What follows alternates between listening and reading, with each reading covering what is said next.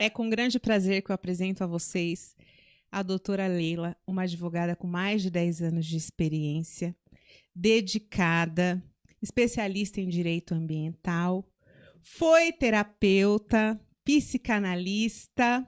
Inclusive, eu quero que ela nos conte sobre essa transição de carreira de psicanalista a advogada, como ocorreu isso. Eu sei que a doutora Leila ela desenvolveu um projeto juntamente com a sua sócia, e esse projeto foi tão bem sucedido que elas foram convidadas a apresentar esse projeto em Brasília. A doutora Leila também, além de tudo isso que eu falei, ela é líder de bairro, no bairro dela, presidente de bairro. Doutora Leila, hoje nós vamos falar sobre meio ambiente. Como que nós, cidadãos, quais as atitudes que nós podemos ter para reduzir esses impactos climáticos no meio ambiente? Olá, gratidão e muito obrigado por ter a oportunidade de estar aqui no Descomplicando Direito para descomplicar o direito ambiental. E iniciando, Quero que aí você me conte um pouco aproveitando a de sua você, fala, né, eu vou falar um iniciando. pouco de mim, no sentido de que nós utilizamos aquilo que nós temos no momento para trilhar uma jornada e alcançar aquilo que a gente deseja. Portanto, eu sempre quis fazer direito, contudo, eu não tinha condições, não tive pai rico e precisei, então, buscar uma forma para alcançar e realizar o meu sonho. E foi assim, eu fui trilhando um caminho, porque eu precisava, óbvio, ganhar dinheiro para custear os estudos. Então, eu iniciei, comecei a fazer festas. Através dessas festas, eu consegui custear o meu curso de psicologia, depois a especialização em psicanálise e mais tarde, através dessa oportunidade que eu tive, eu acabei enveredando para a área do direito. E na área do direito, eu inicialmente tive uma grande oportunidade numa área que eu não imaginava trabalhar. Fui fazer direito trabalhista e, posteriormente, fui trabalhando e galgando, porque eu sempre fui apaixonada pela natureza, sempre fui apaixonada pela preservação do nosso meio ambiente, seja em relação a animais, seja em relação à própria flora, e sempre quis fazer o melhor, porque nós podemos viver integrados à natureza sem necessariamente destruirmos, porque não as pessoas têm um hábito muito sério de achar que existe fora. Eu vou jogar fora o lixo. E não existe fora. O nosso planeta não tem fora. Tudo que nós consumimos de forma compulsiva, nós descartamos de forma errada e automaticamente esse fora vem contaminando o nosso planeta e vem causando tudo aquilo que a gente tem visto hoje. E por que isso? Porque nós não temos uma consciência ambiental, que é justamente o nosso tema aqui hoje, consciência ambiental. E o que é consciência ambiental? Consciência ambiental é exatamente saber qual a minha responsabilidade com o planeta, com aquilo que eu consumo, com aquilo que eu descarto e a forma que eu descarto. E diante de tudo isso que nós temos visto em relação às mudanças climáticas, que são muito evidentes, né? Nós temos visto aí que as geleiras, tanto no Polo Sul como no Polo Norte, elas vêm se descongelando, os lugares estão sendo afetados pelo lixo descartado. E o que nós podemos fazer para minimizar tudo isso. Muito triste, né? Ontem eu estava assistindo um vídeo, um golfinho em uma rede presa, um golfinho bebê. E se não chega um pescador naquele momento, ele teria, de qualquer forma ali, padecido. Mas ele foi salvo. E a gente também tem visto como aconteceu no Rio Grande do Sul, a grande tragédia que nós vimos, ali poderia ter sido utilizado para a construção das cidades, o direito ambiental, através de engenheiros técnicos, porque no direito ambiental nós trabalhamos com com profissionais diversificados, é uma área multidisciplinar, e nessa área nós temos o engenheiro ambiental, o engenheiro civil, nós temos o topógrafo. Então a gente busca trabalhar para trazer o quê? Uma urbanização, porque também tem o urbanista, tem o assistente social que vai analisar toda uma cidade ou toda uma região que possa trazer aí uma inclusão social. E nesse sentido, aí nós fizemos um gancho, porque eu encontrei a REURB que casou direitinho com aquilo que eu vinha buscando, que eu desejava por ser líder no meu bairro, por ter um sonho de criar um ecobairro. Então, eu encontrei nesse caminho a REURB. E a REURB me trouxe a grata surpresa de encontrar minha sócia, Alessandra, que é especialista em direito ambiental, imobiliário, e aí nós juntamos as duas coisas, porque nesse ponto o direito ambiental ele se encontra com o direito imobiliário, assim como o direito urbanístico e algumas outras vertentes. E fiquei super emocionada nessa época, porque eu vi a possibilidade de levar a transformação que eu sempre sonhei para outros lugares, para outras cidades. E neste encontro nós desenvolvemos realmente, como você falou no começo, um projeto.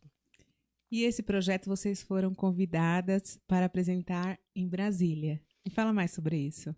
Então, nesse projeto, nós trabalhamos, nós fazemos parte do Comitê de Desenvolvimento Sustentável da Rede Governança Brasil, e ali nós somos suscitadas a trabalhar uma questão de apresentação de uma cartilha que foi lançada lá na COP28, e essa cartilha, ela, então, estaria trazendo em evidência a REURB, que é o ponto de ligação do direito ambiental com o direito imobiliário. E aí nós encontramos e precisávamos, então, mostrar para os políticos que eles têm essa obrigação, porque é uma lei que impõe, é um poder-dever que impõe a eles a obrigação de fazer a regularização fundiária. E, ao fazer a regularização fundiária, é óbvio que vai ser feita a análise daquele núcleo, daquele local, e que os riscos ambientais vão ser detectados e vão ser sanados, e as infraestruturas chegam aos locais.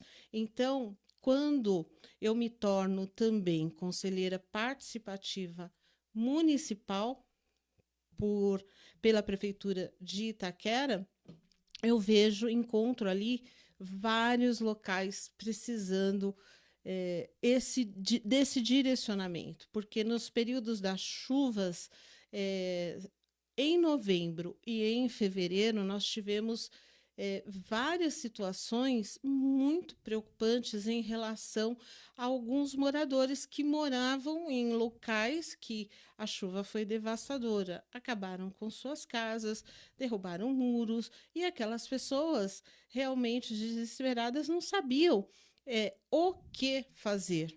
Então, em um local onde eu estive presente, a primeira coisa que foi detectado esse local não é regularizada, é uma área particular. E como a gente conhece e sabe que o que é particular, a prefeitura não pode investir, ela não pode trabalhar ali.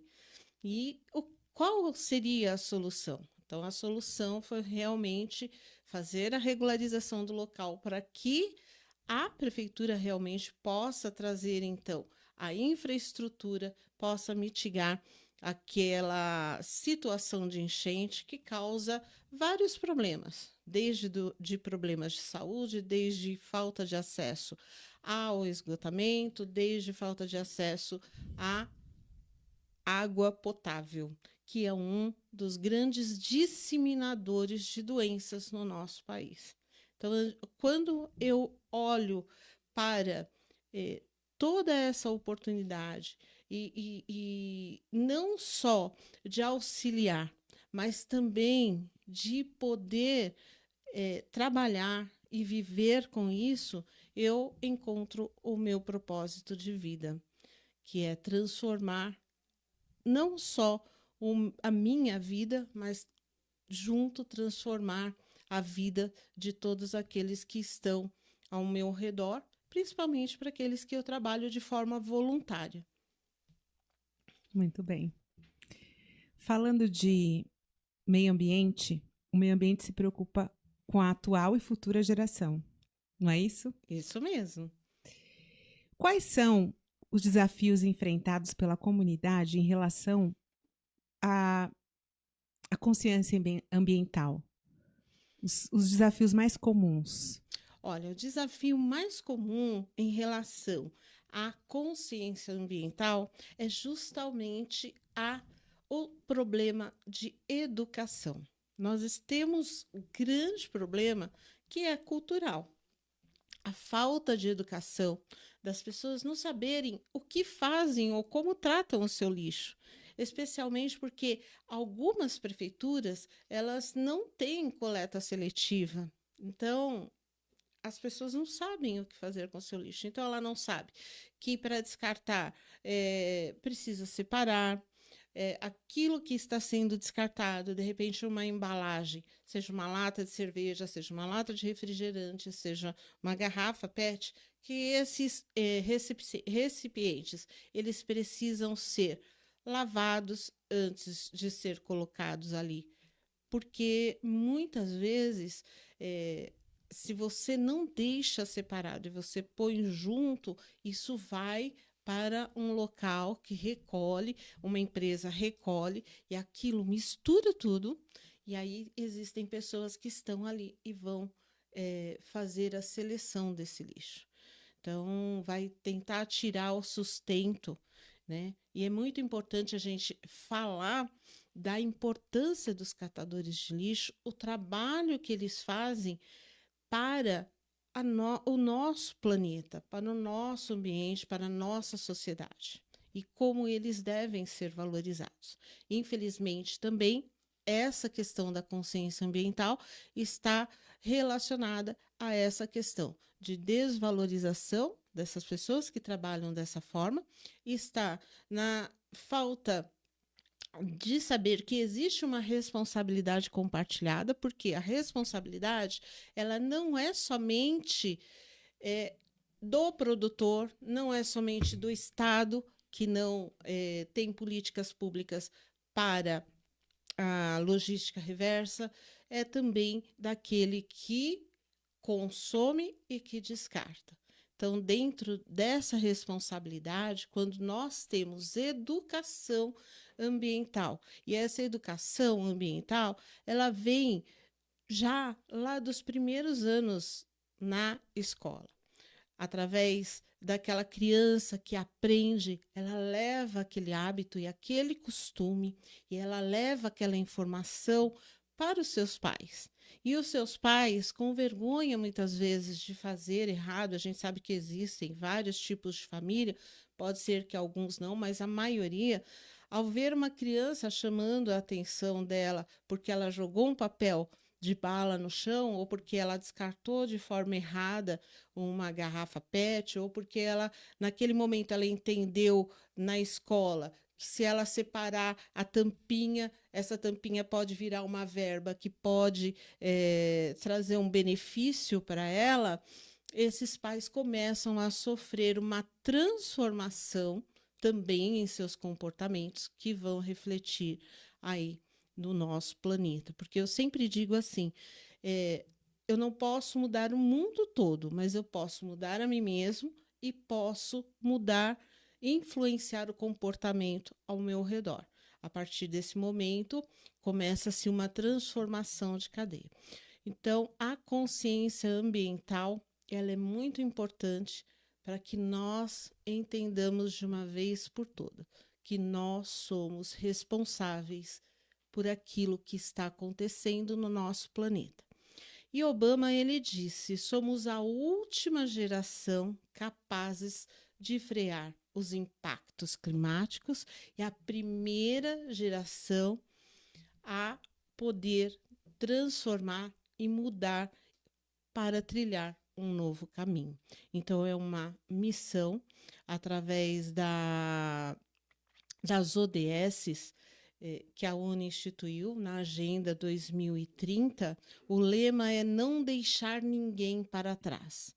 Então, quando a gente fala de direito ambiental, a gente fala também em proteção à violência da mulher, nós falamos também em proteção da criança, nós falamos em diminuição da pobreza, porque o não deixar ninguém para trás é não ver ninguém nas ruas. Então, nós falamos também na erradicação da pobreza. Então, quando a gente olha para essas ODSs, nós verificamos o quanto estamos atrasados e o quanto em política pública está deixando de ser feito, né? Então, nós estamos chegando aí próximas eleições, tentamos levar ao máximo a importância de se fazer um plano de governo onde a regularização fundiária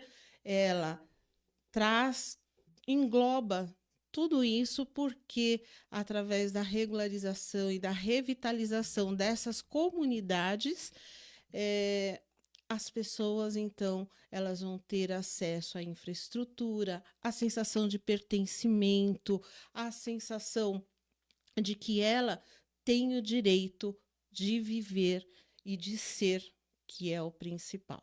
Então, essa é a questão da consciência ambiental, que não é só uma questão de abraçar árvores ou de pensar somente em criar legislações muitas vezes inflexíveis e penalizadoras, quando o próprio governo não cria e não traz para a sociedade a informação. Muitas vezes você precisa, sua casa está sendo destruída porque você tem uma árvore lá do lado. E aí essa árvore está crescendo, derrubando suas paredes. Mas se você tiver que tirar essa árvore, você tem que fazer todo um procedimento. E em direito a gente sabe, não se pode alegar desconhecimento da lei, mas muitas pessoas têm o desconhecimento da lei que não pode retirar aquela árvore sem ao menos uma autorização da prefeitura, porque se o fizer, incorre em crime tipificado no nosso Código Florestal, no artigo 64, no artigo 67 e 65, perdão, e que vai levar a pessoa, inclusive, tem muita gente que não sabe disso, mas vai levar a pessoa a responder e ter que ir lá no Fórum Criminal, assinar carteirinha, porque ela simplesmente não foi até a prefeitura pedir uma autorização. Então, essa consciência depende do quê? Ela depende de educação. Como que você entende que as políticas públicas e até o trabalho empresarial influencia nessa educação, nessa consciência ambiental? As políticas públicas, elas influenciam no sentido de que se leva para a escola essa educação ambiental, que inclusive está lá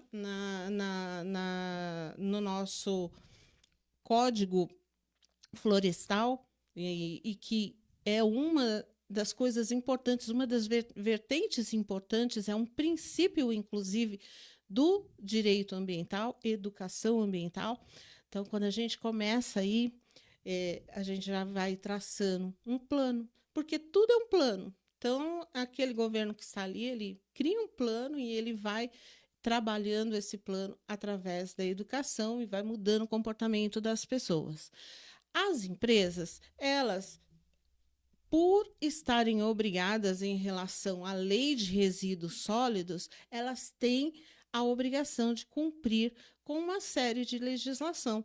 Então, através dessa legislação e a atuação da empresa, ela tem que fazer os licenciamentos, seja voltado para a área trabalhista, que são os licenciamentos que vão garantir que aquele trabalho, que aquele trabalhador, ele tem direito a ter uma ergonomia correta, a ter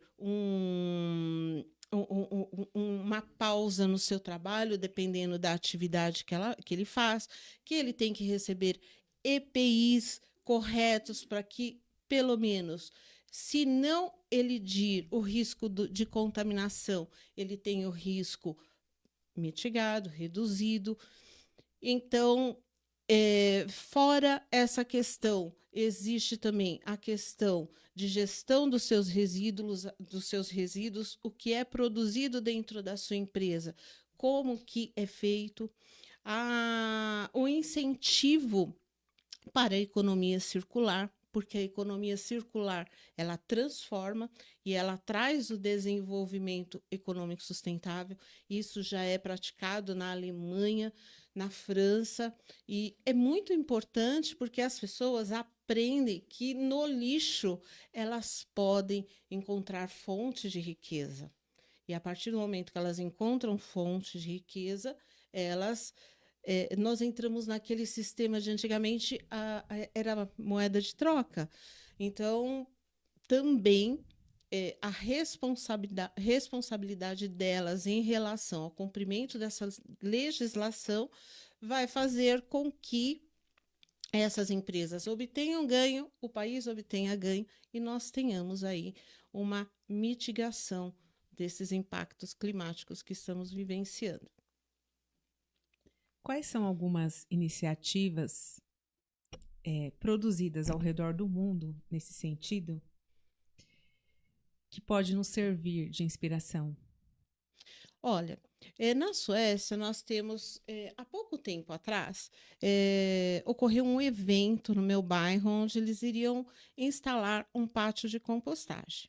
O que eu vou dizer para você? Sou contra o pátio de compostagem? Não. Visitei vários pátios de compostagem, inclusive a prefeitura da minha região, ela utiliza isso porque é uma... Para quem nunca ouviu falar, explique o que é esse pátio. Eu vou explicar, só para você poder, para contextualizar. Sim. Então, esses pátios de compostagem, eles...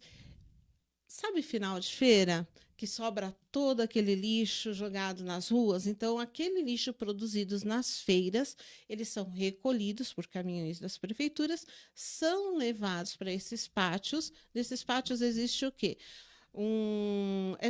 É uma malheira que a gente chama, né? É feito lá, tem todo um sistema. O lixo é colocado ali e ele passa por um processo de decantação, onde ele vai produzir o chorume, que vai ser separado, e aquele resíduo que ficou ali por um período, ele se torna adubo e é utilizado em toda a nossa cidade de São Paulo, por exemplo, e quem também quer ter acesso a esses adubos pode retirar lá gratuitamente. Então, a partir do momento que você pensa, se você consegue imaginar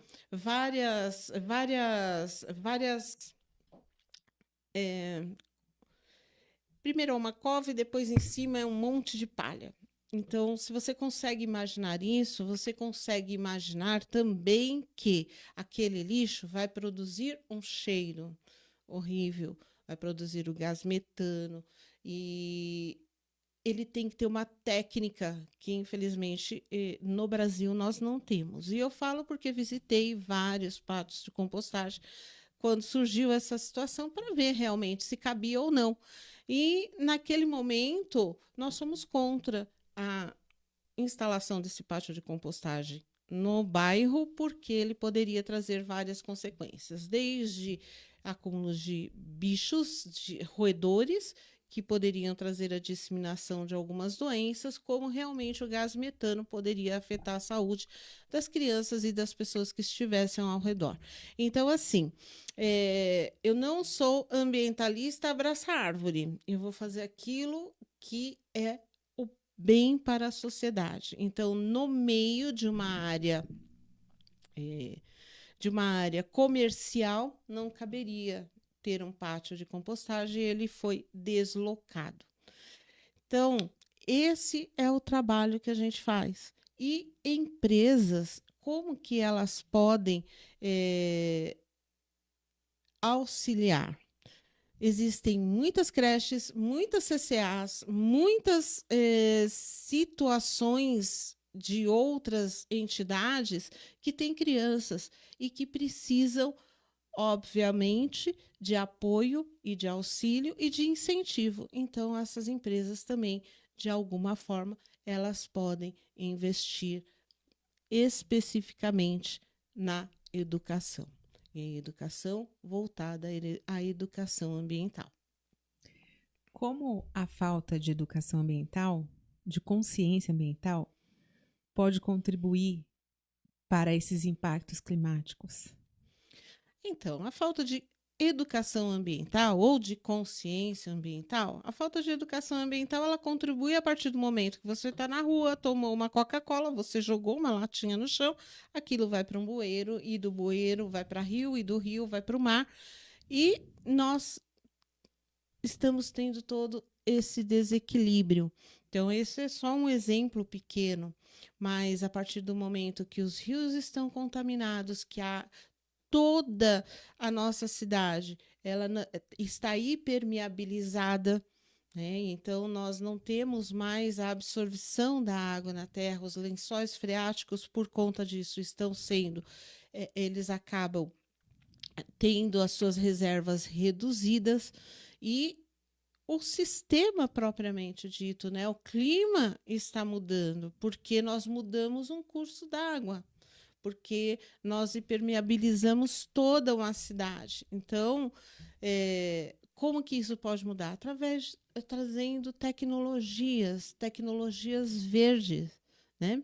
Na construção, hoje nós temos bioconcreto, que é utilizado os resíduos de construção para se criar um cimento biológico que tem uma função de evitar ali que aquela parede ela trinque antes do tempo.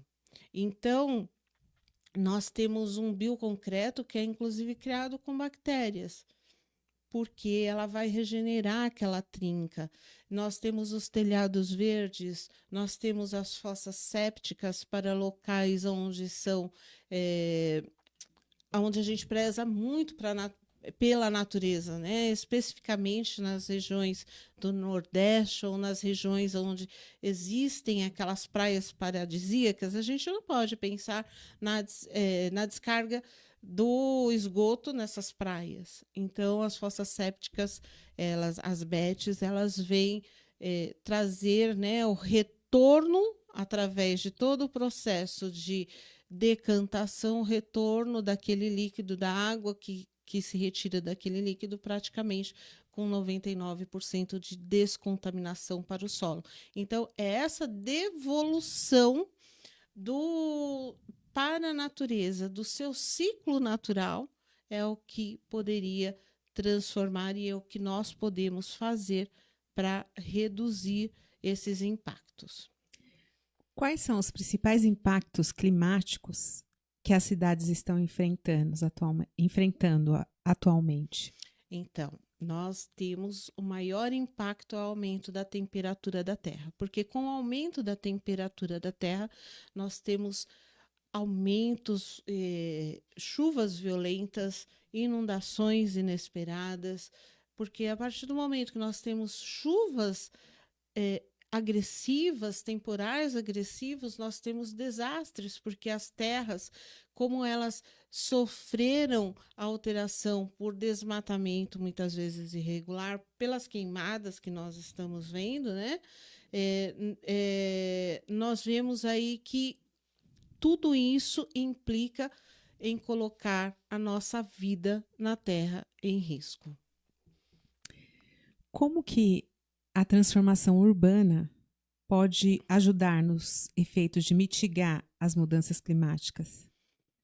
Então, a transformação urbana, como eu citei anteriormente, através da REURB, ela pode mitigar por quê? Quando nós fazemos um planejamento e aí o ente público ele é muito responsável por retirar pessoas da zona de risco e aquele espaço ele passa a ter uma rua mais adequada, ele passa a ter uma coleta de lixo ideal, ele passa a ter um esgotamento, um saneamento básico bom.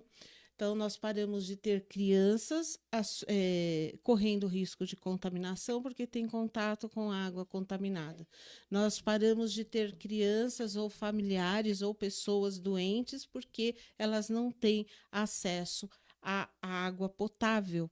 E aí, a partir do momento que nós diminuímos isso, nós diminuímos os custos com a saúde, nós diminuímos os custos com remédios, internações, hospitais e tudo aquilo que a gente imagina que o direito ambiental não estaria atingindo, mas ele está porque ele leva esse conhecimento e é importante que políticos, né, que estão chegando aí deem e tenham um olhar específico e especial para essa área.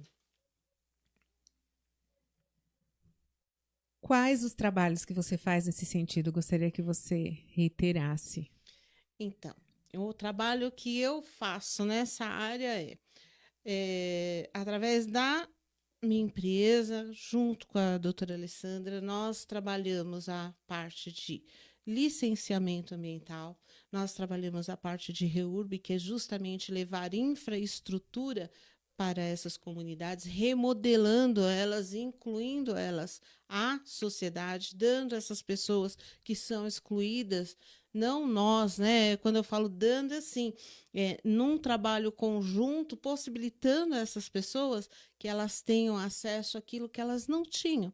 E através daí elas desenvolvem essa consciência ambiental, porque elas, quando se sentem acolhidas e integradas, elas vão trabalhar para que seja melhor. E aí, a partir daí, a gente tem esse desenvolvimento econômico sustentável, porque a partir desse momento não ganha a cidade, ganha o país e ganha quem regularizou o seu imóvel. Quem regularizou o seu imóvel ganha porque ele tem uma valorização do seu imóvel no mercado de imóveis, ganha o político porque o político não, o município, porque ele vai aumentar a captação de receitas dele na compra e venda, no recolhimento do ITBI, e ganha o país porque nós ganhamos em qualidade de vida e respeito à própria vida. Que papel que a inovação tecnológica desempenha na redução dos impactos climáticos? A inovação tecnológica ela traz justamente equipamentos que podem prever, que podem auxiliar e que facilitam toda a ação e planejamento governamental para um país, para um município, para um bairro.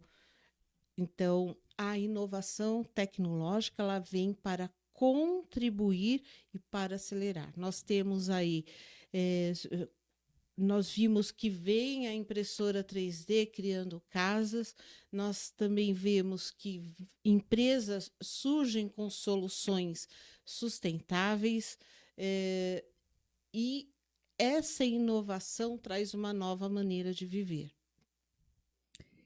Nós estamos, assim, num tempo muito consumista, em tudo, seja de conteúdos, de bens materiais. Você disse uma frase no início do podcast que tudo, veja se está certa essa frase, se é mais ou menos assim, tudo se recicla, Sim. Nada se joga fora. Nada. Eu gostaria que você falasse mais sobre isso.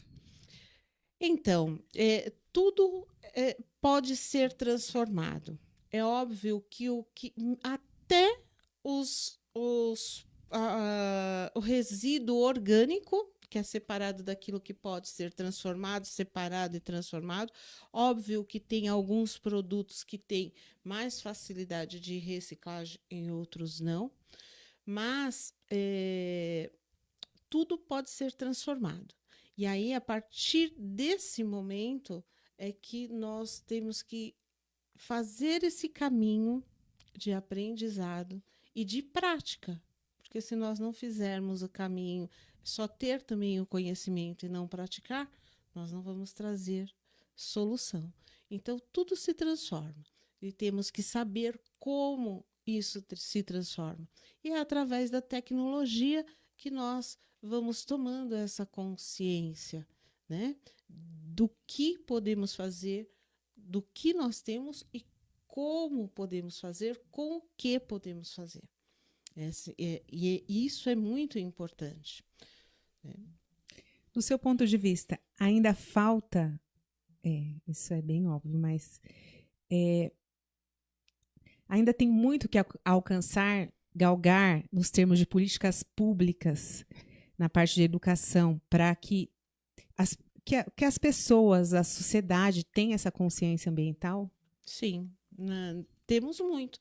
A Lei de Resíduos Sólidos, ela é de 2010 e até o momento ela não tem uma implementação efetiva, né? Nós temos aí a obrigação das empresas de informarem o fim dos resíduos produzidos por elas. Nós temos a obrigação delas fazerem essa logística reversa para reusar, reutilizar e recriar através daquele produto e cessar essa retirada, né, de produtos do ambiente natural para produção de produtos de consumo. E aí o consumo, a nossa consciência também de saber o que estamos consumindo e por que estamos consumindo, porque esse consumo ele foi criado exagerado, ele surge com a televisão. Lá na época de Frankfurt, onde a televisão de massa, né, onde a informação surge, ela traz esse ímpeto de impulsionar o consumo. Mas nós temos que aprender a saber se eu estou comprando porque eu preciso, porque é necessário, ou se eu estou comprando porque é apenas um impulso. Muitas vezes a gente compra e nem sabe por que está comprando. E aí, automaticamente, aquilo fica se perdido ali. Então, nós temos um desperdício de material natural, material produzido, e o desperdício também da nossa natureza que recebe esse descarte de forma irregular. Do seu ponto de vista, essa troca do carro por do carro que a gente tem hoje, que a maioria da população tem, por um carro automático. Como que vocês têm enxergado isso? Então, olha... Eu sei que existe uma corrente, cada um fala uma coisa e... Então, o consumo, né? Na verdade, todo mundo tem um sonho e é o sonho da casa própria, do carro do ano, do carrão, e as pessoas vão lutar e vão trabalhar para isso. E aí, na verdade, a troca dos carros é por conta disso e por essa evolução no transporte eficiente, né? Que é uma das questões inovadoras de tecnologia. Nós saímos do carro mecânico para o carro automático e logo em seguida estamos chegando à era dos carros elétricos, que são existe uma controvérsia, né? Porque você economiza a queima de combustão, né? Existe a redução da queima de combustão, mas também existe a necessidade de produção de muito mais energia elétrica. Mas para a energia elétrica, nós temos outras alternativas que estão sendo criadas e utilizadas, como energia solar, como energia eólica, e aí a gente também tem projetos de criação de energia através das ondas do mar. Então, a evolução ela deve ser justamente para que nós possamos frear os impactos climáticos que nós estamos sofrendo. Eu gostaria de finalizar as perguntas. Alguém tem alguma pergunta aqui? Tem uma pergunta? Não.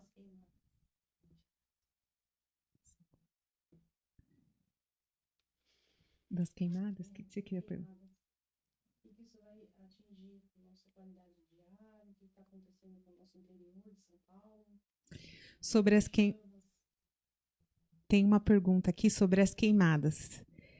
Sobre as queimadas, o que vai atingir na nossa qualidade de ar, principalmente essas queimadas em São Paulo? Então, a gente é visível, né?